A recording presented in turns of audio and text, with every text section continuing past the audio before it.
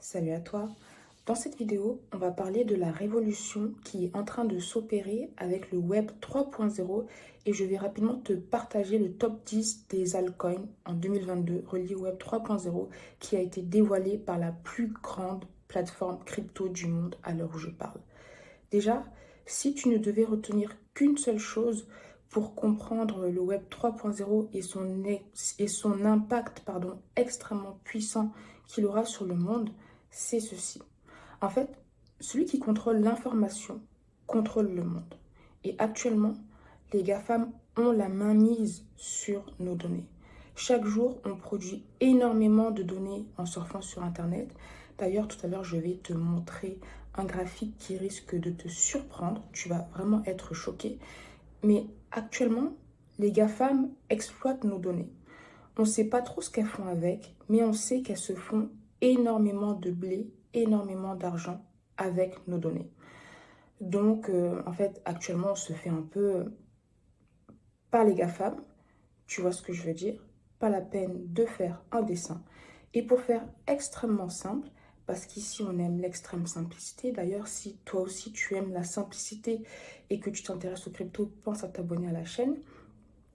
Actuellement dans le web 2.0, on a vu que les GAFAM ont le contrôle de nos données, elles ont le pouvoir, et le web 3.0 ne fait que rendre à César ce qui appartient à César. Donc, le Web 3.0 redonne le pouvoir au peuple, il nous redonne le pouvoir grâce à un écosystème décentralisé où chaque personne contrôle ses données. Bon, là, je vais faire un truc un peu inhabituel, mais c'est vraiment exceptionnel. Là, je vais commencer rapidement par la fin pour que tu puisses avoir un exemple extrêmement concret du Web 3.0 dès le début. Dans le web 2.0, tu utilises par exemple Google, Firefox, Safari pour surfer sur Internet. Donc, les GAFAM se font de l'argent avec tes données, mais toi, tu ne gagnes rien du tout. D'accord? Alors que sur le web 3.0, tu vas utiliser par exemple le navigateur, le moteur de recherche Brave, et ce moteur de recherche respecte ta vie privée. En plus de ça, il te rémunère pour. Donc, en surfant sur Internet, grâce à Brave, tu gagnes de l'argent. Tu gagnes de l'argent en respirant quand tu surfes sur Internet en utilisant Brave. J'ai fait une vidéo sur le sujet, je te la mettrai en description. Mais voilà. Donc là, on rentre dans le vif du sujet pour comprendre en fait comment on en est arrivé là. Donc au début, il y avait le web 1.0, donc c'est la première version du web. C'est un peu le web statique, on appelle aussi ça read only. Donc les interactions, elles sont très limitées. On ne peut pas réagir aux publications, aux commentaires. Le but principal, c'est de démocratiser l'information et je dirais même décentraliser l'information pour qu'elle soit accessible par n'importe qui, n'importe où dans le monde et n'importe quand. Donc déjà, on voit que la volonté d'Internet, c'est aussi de décentraliser l'information. Ensuite, il y a le web 2.0, donc c'est un peu le web social, le web participatif, qui marque également l'essor de la creator economy. Donc là, on n'est plus passif, on ne peut pas seulement lire le contenu, mais on peut également créer du contenu et interagir avec le contenu publié. Donc il y a beaucoup de médias qui fleurissent, l'essor des blogs, des podcasts, des réseaux sociaux. Les stars du web 2.0, j'y arrive, ce sont Instagram, Facebook, les réseaux sociaux. C'est vraiment l'apogée des créateurs de contenu, mais il y a également ces GAFAM qui comprennent ça, qui comprennent aussi qu'on produit énormément de données.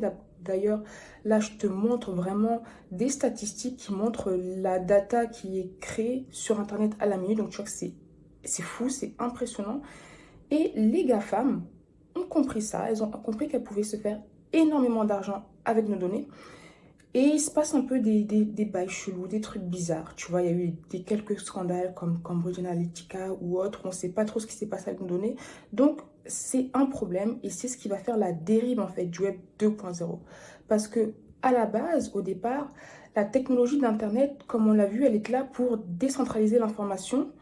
Et le Internet a vraiment permis à l'information de se partager et d'être accessible n'importe où dans le monde. Et ça, c'était vraiment magnifique. Mais malheureusement, avec toutes les données qu'on produit, les GAFAM, elles ont vu qu'il y avait de l'argent à se faire, elles ont collecté nos données et elles ont pris le contrôle. Donc c'est un peu la dérive parce qu'il y a un manque de vie privée. Parfois, on a des gens qui nous appellent, on ne sait pas comment ils ont eu nos données. Enfin bref, c'est le bazar total. Et justement, c'est là où vient le Web 3.0 qui est basé sur la technologie de la blockchain, donc totalement transparent. Et le Web 3.0 vient rendre à César ce qui appartient à César. Le Web 3.0, c'est vraiment l'Internet de la valeur où nous reprenons le contrôle sur nos données. Donc ça met un peu fin au monopole des GAFAM qui ont le contrôle sur nos datas parce que les échanges se font sur la blockchain de manière totalement décentralisée, totalement transparente. Donc tout le monde peut voir en fait les interactions qui se font sur la blockchain. Donc je dirais que c'est un monde un peu plus humain, un peu plus libre où chacun peut être libre de s'exprimer comme il le souhaite. Et cet Internet, il n'appartient pas à un groupe, une entreprise centralisée, il appartient à personne ou il appartient à l'ensemble des utilisateurs. Et c'est un monde où les créateurs de contenu et les artistes peuvent vraiment être rémunérés à leur juste valeur. Il n'y a pas d'entité centralisée qui contrôle leurs données. Il y a aussi des nouvelles formes d'organisations ou d'entreprises qui vont se créer parce que tout le monde peut partager un projet Web 3.0 et avoir sa part du gâteau à travers ce qu'on appelle la DAO, donc Decentralized Autonomous Organization. Il n'y a pas de CEO et toutes les personnes qui participent au projet ont un pouvoir de décision sur l'avancée du projet. Généralement, une team qui lance un projet comme ça, il va lancer son token de gouvernance et déjà toutes les transactions sont vérifiables sur la blockchain et les personnes qui veulent participer au projet, qui veulent investir dans le projet pourront acheter ce token. Donc on voit déjà qu'il y a un alignement des intérêts dès le premier jour et c'est ce qui va permettre à tous les participants à un projet de contribuer au développement de ce projet. Donc on n'est plus dans ce système où le CIO prend les décisions, nous on subit, non, nous on est acteurs, on est investisseurs et on participe au projet du Web 3.0. Le Web 3.0, c'est aussi le développement du métaverse qui exploite la technologie de Web 3, de la technologie 3D, d'intelligence artificielle, de réalité augmentée. Et j'avais fait une vidéo sur le métaverse, donc je ne vais pas trop m'étendre sur le sujet. Je te mettrai le lien en description. Et le Web 3.0, il y a aussi des opportunités économiques qui s'offrent à nous. Comme on l'a vu, la richesse elle sera mieux distribuée. On fait fi des intermédiaires centralisés, les interactions font de pair à pair et on peut directement interagir avec nos clients finaux, entre guillemets. Nos données ont de la valeur, on se fait rémunérer pour nos données, pas les GAFAM.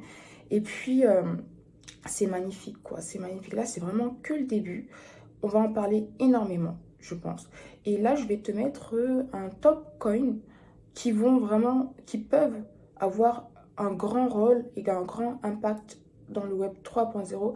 Alors ce top coin, il a été révélé par la plateforme la plus grande du monde de crypto à l'heure où je parle, qui est Binance. Donc, ce sont des coins que tu peux acheter sur la BSC. Je t'invite à Dior ces coins, ces tokens. Là, je vais pas forcément rentrer dans les détails parce que sinon la vidéo elle sera trop longue. Normalement, tu as quelques captures d'écran.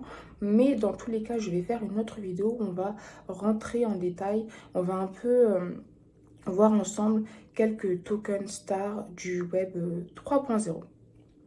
Donc c'est tout pour moi. N'hésite pas à me dire ce que tu en penses, à faire tes retours en commentaire. Si tu as aimé la vidéo, n'hésite pas aussi à mettre un petit pouce j'aime, à t'abonner à la chaîne pour la supporter. Merci énormément de ton temps. On peut également continuer la discussion sur Instagram. Et si tu veux travailler avec mon agence marketing digital, tu peux envoyer un mail à diane@almas.com. Merci encore pour ton temps.